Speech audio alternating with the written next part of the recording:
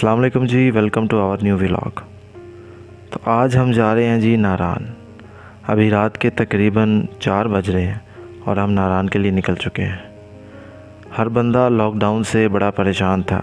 Lockdown क्योंकि पूरे पाकिस्तान में कोरोना की वजह से लगा हुआ था, तो हर बंदा अपना माइंड फ्रेश करने के लिए कहीं ना कहीं जाता है।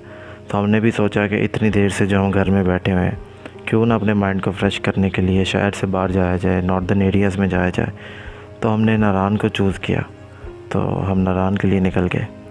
लेकिन हमारा ये नारान का सफ़र इतना आसान नहीं था। रास्ते में हमें बहुत से नज़ारे देखने को तो मिले ही मिले, लेकिन हमारा ये सफ़र बिल्कुल भी आसान नहीं था, क्योंकि जिस वक्त में अभी हम गए हैं उस वक्त टूरिज़म बिल्कुल नहीं खुला हुआ था। टूरिज़म ना खुलने की वजह एक तो ये था कि जब हुकूमत ने अभी तक ऐलान नहीं किया था बाकायदा तौर पे कि टूरिज़म हमने खोल दिया, इस वजह से जो KPK की पुलिस थी वो इसी कश्मकश का शिकार थी कि पंजाब में लॉकडाउन खुला है, KPK में नहीं खुला। तो वो हर आने वाले को मानसेरा जो है, मानसेरा के टोल प्लाज़ा जो मोटरवे का है, उससे निकलते साथ ही वो सबको यही कह रहे थे कि अपना टाइम ज़ाया मत करें, यहाँ से वापस चले जाएं। लेकिन हम ठहरे लाहौरी, हमने हिम्मत नहीं हारी। हमने वहाँ भी कुछ जुगाड़ लगा के आगे जाने की कोशिश की और अल्लाह का बड़ा शुक्र है कि हम अपनी उस कोशिश में कामयाब हो गए। तो इसी तरह फिर हमारा सफ़र आगे चलता रहा। मानसेरा से आगे गए तो बड़े खूबसूरत नज़ारे देखने को मिले, लेकिन जिस वक्त हम पहुँचे बालाकोट, तो वहाँ पे हमारे साथ बहुत बुरा हुआ। यानी कि बालाकोट पहुँचने से थोड़ी देर पहले एक डमगला चौकी आती है, वहाँ पे पुलिस चौकी, वहाँ से आपने अंदर एंटर होना होता है बालाकोट की साइड पे। वहाँ हमारे साथ कुछ ऐसा हुआ कि हमें नहीं पता था कि यहाँ पे इस कदर सख्ती है कि जो बंदा यहाँ का रहायशी है सिर्फ वही ID कार्ड दिखाएगा तो उसको यहाँ से आगे जाने दिया जाएगा। हमें इस चीज़ का अंदाज़ा नहीं था। हमने उसी रश में घुस के उस चौकी की तरफ अपनी गाड़ी को मोड़ लिया।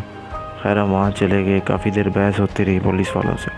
उन्होंने आखिर हमारी गाड़ी को वहाँ से मुड़वा दिया, जिस तरह की बाकी सारी गाड़ियाँ वहाँ पर मोड़ी थी। हम वहाँ भी हिम्मत हार गए कि अब हम यहाँ से आगे नहीं जा सकेंगे। वहाँ पे एक अल्लाह का बंदा हमें मिल गया। उसने हमें बताया कि यहाँ से नारान को एक दूसरा रास्ता जाता है, तो अगर आप कहें तो मैं आप लोगों को यहाँ से लेकर जा सकता हूँ। हमने खैर रास्ता पूछा उससे, रास्ते का अंदाज़ा हुआ, तो हमने ख़ुद से ये वेरीफ़ाई किया कि वाकई ये रास्ता सही है अभी कि नहीं। तो जब हमें पता लगा कि ये रास्ता ठीक है तो हमने वो रास्ता अपनाया। तो फिर हम बिल आखिर बालाकोट पहुँच ही गए। अब बालाकोट पहुँच के हमें ये अंदाज़ा हुआ कि यहाँ से भी नारान जाना इतना आसान नहीं है, क्योंकि बालाकोट में भी 2 ऐसी चौकियाँ लगी हुई थी जो लोगों को आगे गुजरने ही नहीं दे रही थी। तो अब हमारा सबसे बड़ा जो इम्तहान था वो यही था कि हमने इन 2 चौकियों को क्रॉस करना है। अब एक चौकी में ये था कि वहाँ पे आपके जितने भी मेंबर्स बैठे हैं गाड़ी के अंदर, सब के ID कार्ड चेक होंगे और वो पूछते हैं आप कहाँ जा रहे हैं। अगर तो आप कहेंगे नारान जा रहे हैं, फिर भूल जाएंगे वो आपको आगे जाने देते हैं। एक जगह से तो हम गुज़र के दूसरी जगह पे हमारी लड़ाई हो गई, तो वहाँ हम खैर 1-1.5 घंटा ख्वारी हुई हमारी, लेकिन उसके बाद फिर भी हम आगे गुज़र गए। करते कराते हम नारान पहुँचे, तो वहाँ पे पहुँचते साथ ही हमारी नारान की चौकी पे लड़ाई हो गई। उन्होंने हमारी गाड़ी की चाबी ले ली पुलिस वालों ने। कुछ देर बाद उन्होंने हमारी चाबी वापस दे दी और बिल आखिर फिर हम नारान पहुँच ही गए। तो आज हम पहुँच चुके हैं जी नारान में। पहुँच तो हम कल रात के गए थे, लेकिन हम इतना थक चुके थे कि कल वीडियो बनाई नहीं जा सकी। तो हम ईद के तीसरे दिन रात को हमारा प्रोग्राम बना, हम इसी तरह दावत पे थे, तो सब कज़न्स का प्रोग्राम बना के हम निकलते हैं नारान के लिए। पता हमें लगा कि यहाँ पे टूरिज़म बंद है, तो वाकई यहाँ पे टूरिज़म बिल्कुल बंद है, आने देते नहीं हैं। तो लेकिन खैर हम बड़ी मुश्किल से पहुँच गए यहाँ पे। बड़ी तगो-दो करने के बाद कोई 20 घंटों में हम लाहौर से नारान पहुँचे हैं। बहुत ज़्यादा चौकियों पर रोका हमें, इतनी यहाँ पे चौकियाँ, इतने नाके लगे हुए कि आपकी सोच भी नहीं। खैर हम पहुँच गए। तो अभी रात को हम पहुँचे थे यहाँ पे 10 बजे। परसों रात हम 3 बजे निकले थे, तो हम यहाँ पे 10 बजे पहुँचे रात को। फिर हमने होटल लिया, खाना शाना खाया, रात थोड़े से घूमे फिरे, सो गए। तो अभी सुबह हुई है, तो अब हम सोच रहे हैं कि यहाँ से निकलें आगे। तो अभी वहाँ जाके भी आपको नज़ारे दिखाएंगे। रास्ते मैंने काफ़ी शूट किया, लेकिन असल में रास्ता बड़ा ख़राब है। फिर रास्ते में ख्वारी बड़ी थी, इतनी चौकियों पर रोका था, वहाँ इतनी बार लड़ाई हुई है हमारी, तो वो मैं खुद दिखाना मुनासिब लगता नहीं है व्लॉग। तो ये है कि बस अल्लाह अल्लाह करके पहुंच गए हैं। जो पहली दफ़ा नियत की थी, वरना रास्ते में लग तो नहीं रहा था कि हम पहुंचेंगे। खैर पहुंच गए हैं खैर खैरियत से। तो अब आगे जाएंगे, हमें भी आपको दिखाएंगे नज़ारे रास्ते के भी। तो आपने वीडियो में साथ रहना और आखिर तक वीडियो को देखना। तो आपको इस वीडियो में इंशाल्लाह क्या बहुत से अच्छे नज़ारे देखने को मिलेंगे। अच्छा, वैसे कहना तो नहीं चाहिए, लेकिन नारान में ये रश देख के मेरा दिल कर रहा था कि मैं वो मनसेरा पुलिस चौकी वाले बंदे के पास जाऊं और उसके दो लगाऊं पकड़ के कि भाई तुम सबको यहाँ पे ये बताते फिर रहे हो कि यहाँ आगे कुछ भी नहीं खुला हुआ, कोई होटल नहीं खुला हुआ। यहाँ पे इस कदर रश था सुबह जिस वक्त हम उठे हैं कि आपको बता नहीं सकता। बाकी तो आप खुद देख ही रहे हैं कि यहाँ पे किस कदर रश था।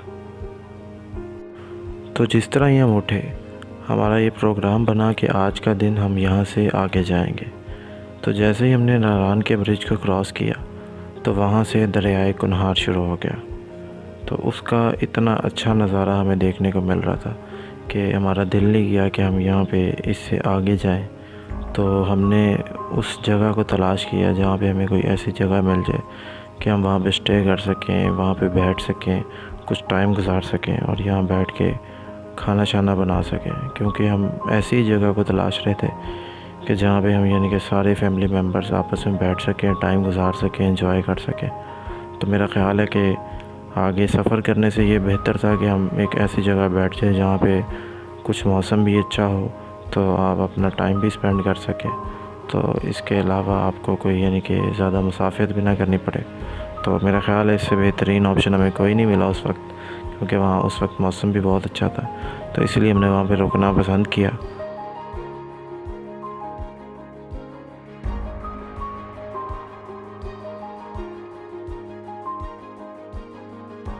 जी, तो हम अभी यहाँ पे कुनहार, दरियाए कुनहार में आ गए हैं। तो ये आपको मैं दिखाता हूँ यहाँ का ज़बरदस्त व्यू।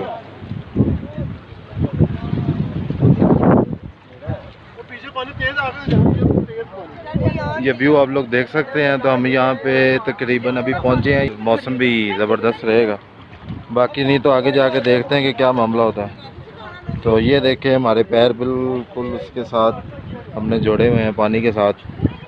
पानी में पैर दबाए हुए हैं, इस वक्त पैर सुन्न हो चुके हैं। तो यहाँ पे माशाल्लाह बड़ा ज़बरदस्त व्यू, आपको व्यू भी दिखाते हैं।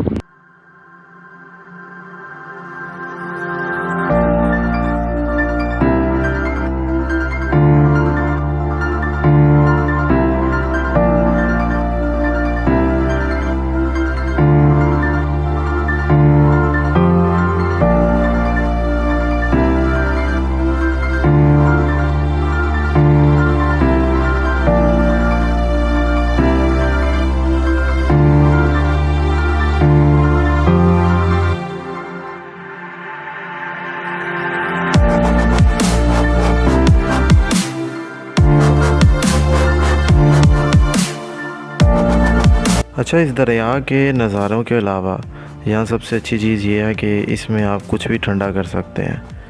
क्योंकि यहाँ पे अमूमन आमतौर पे बोतल गर्म मिलती है, तो हमने सोचा क्यों ना इस बोतल को भी ठंडा किया जाए। तो बोतल के साथ ही हम खाने के लिए पराठे लेने चले गए।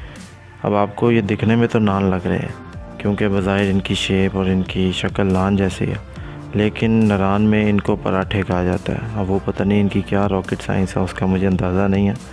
तो ये यहाँ पे तकरीबन 30 रुपए का मिलता है पराठा।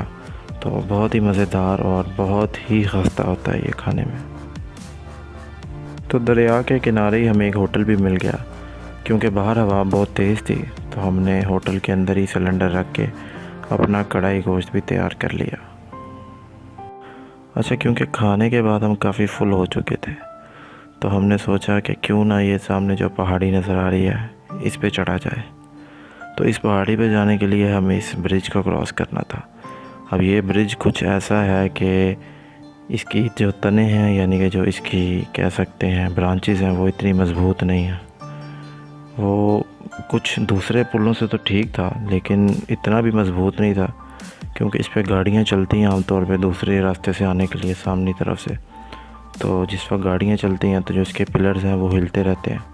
तो लोग भी अक्सर इस पे काफ़ी तेज़ चलते हैं, जिसकी वजह से इसके जो शीट्स हैं वो उखड़ चुकी हुई हैं।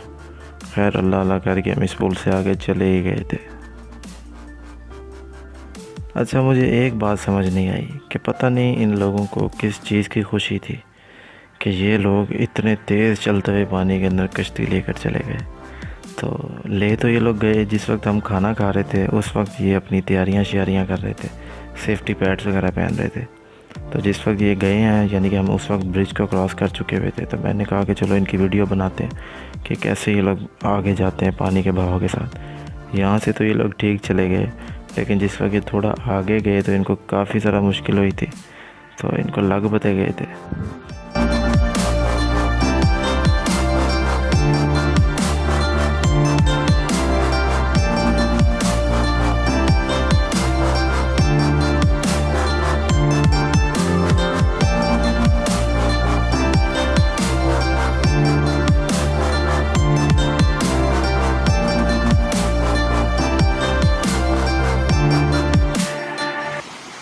ये जी हम ऊपर जा रहे हैं। अब हम दरियाए किनार के पास बैठे हुए थे, तो अभी प्रोग्राम बना जी के ऊपर पहाड़ी चढ़ा जाए। तो अब सारे हल्कान हो गए ऊपर चढ़ के, लेकिन खैर फिर भी हम कोशिश कर रहे हैं पूरी ऊपर जाने की। तो अभी पहाड़ी पे पहुंच के आपको दिखाते हैं कि हमने कितना रास्ता सर कर लिया है। यहाँ पे यही नुकसान होता है हमारे जैसे बंदों के आने का, मतलब जो पहाड़ी इलाके से ताल्लुक़ नहीं रखते, उनका मसला ये होता है कि उनका सांस जल्दी फूल जाता है, तो फिर वो ज़्यादा जल्दी ना कुछ कर नहीं सकते, ऊपर चढ़ नहीं सकते। अब मिसाल के तौर पे एक पहाड़ी जो आम यहाँ के लोकल अफराद हैं वो चढ़ते हैं 2-2.5 घंटों में, हम वही पहाड़ी 6-7 घंटों में चढ़ेंगे, वो भी मर के। तो देखते हैं अब क्या बनता है, आपको दिखाते हैं आगे।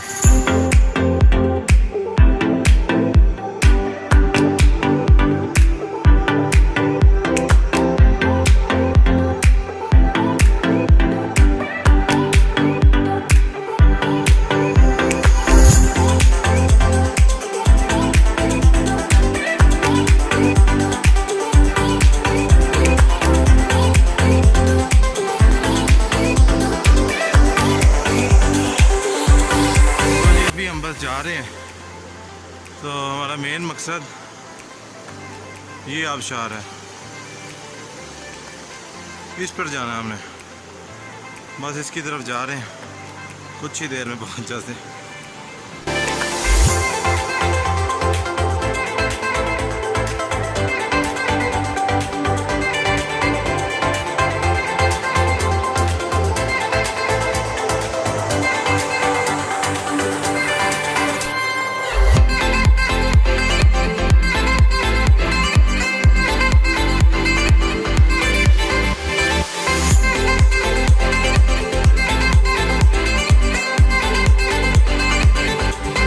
अच्छा जी, आबशार पे तो हम पहुंच गए, लेकिन वहाँ से अब वापस आना तो मौत नज़र आ रही थी।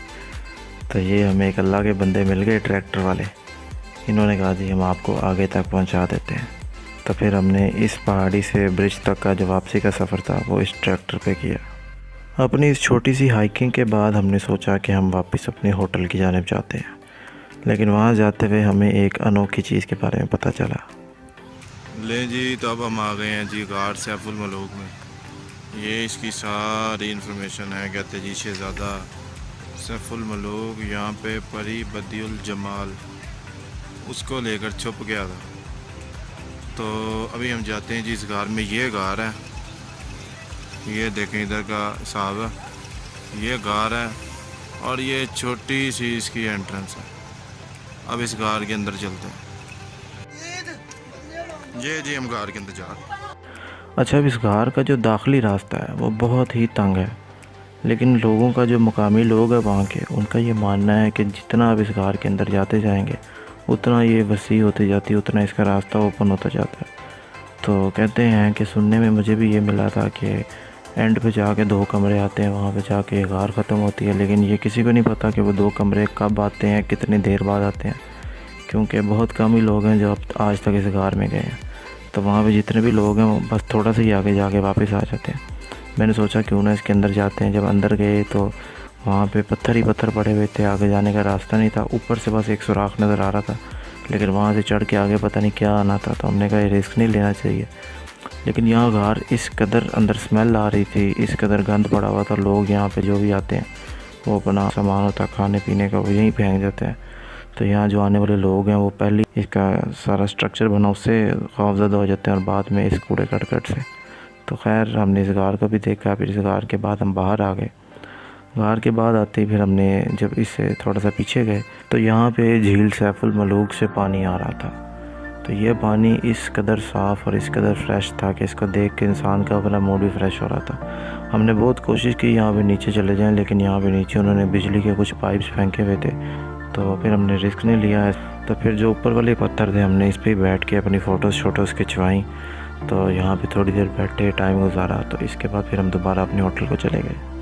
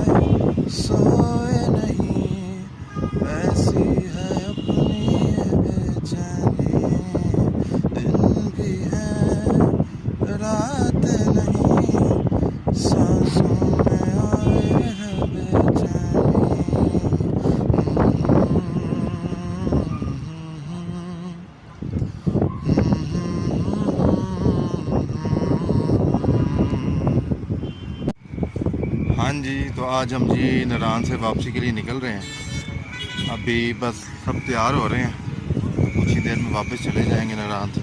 फिर भी ये है कि हमारा बड़ा अच्छा ट्रिप गुजर गया। नारान कल रात सारी फिरते रहे, फिर कल रात यहाँ से मछली भी बनवा के खाई है। यहाँ पे अभी भी अच्छी खासी ठंड है, गर्मी नहीं है, अभी धूप निकली हुई है लेकिन ठंड है अभी भी। तो अभी जब ये व्लॉग में एंड करूँगा तो मैं आपको यानी कि इसके काफ़ी सारी चीज़ें दिखाऊंगा जो हमने रास्ते में कैप्चर की हैं। अभी मसला ये है कि इधर मेरे पास यानी कि एडिटिंग के लिए कुछ था नहीं, मोबाइल में करता हूँ तो वो इतने सारी क्लिपिंग और 3-4 मोबाइलों में है, क्योंकि एक मोबाइल में इतनी क्लिपिंग फिर वो मेमोरी फुल हो जाती है।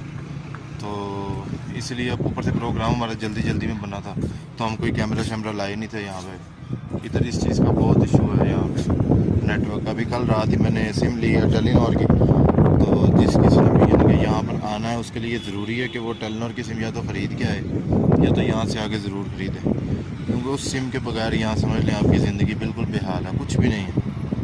तो मुझे उम्मीद है कि आप लोगों को ये वाली वीडियो पसंद आएगी। तो अगर आपको ये वीडियो पसंद आए और इसमें दिखाए गए नज़ारे और बताई गई स्टोरी पसंद आए तो इस वीडियो को आपने ज़रूर लाइक करना है, इस पर कमेंट करना है, इसको शेयर करना और हमारे चैनल को सब्सक्राइब करना है। अगर आपने अभी तक सब्सक्राइब नहीं किया तो सब्सक्राइब करना है और साथ में जो बेल आइकन है उसको भी दबाना है। तो इसी के साथ हमें आज की वीडियो से इजाज़त दें। अल्लाह हाफिज़।